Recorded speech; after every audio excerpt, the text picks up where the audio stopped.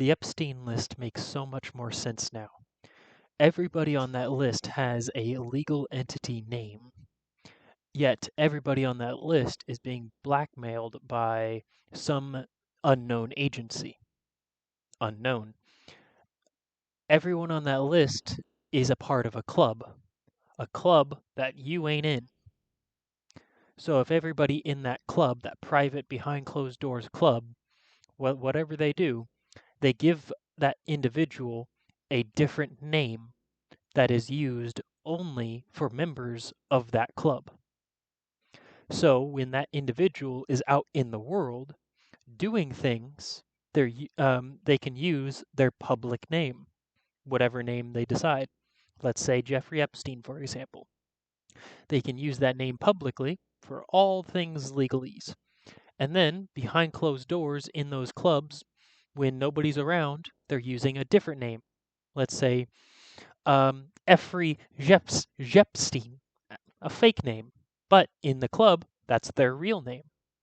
So when you're in a legal battle and you're dealing with the public name and that public entity dies,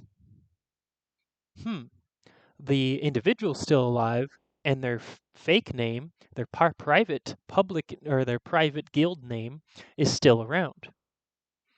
So if publicly Jeffrey Epstein is dead, privately Palm Beach Pete is still around. The individual is still alive, but the legal entity name is dead. I've been thinking about this a lot. So everybody on the Epstein list will not be prosecuted because those public entities are dead. But the individual's still alive and their private guild name is still around, still being used with their freaking secret handshakes and all that publicly, whatever the handshake is.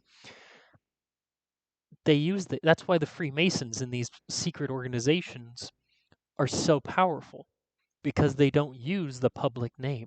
They use their private guild names, the ones that are gifted to them from other members of those private guilds. That is why the whole news articles about Jeffrey Epstein's death is so iffy and so much questions happen. It's because the public entity known as Jeffrey Epstein is dead, killed himself. But the private entity known as, or the physical body of Jeffrey Epstein is still alive and kicking, but he's operating under a different name given to him by his private guild members.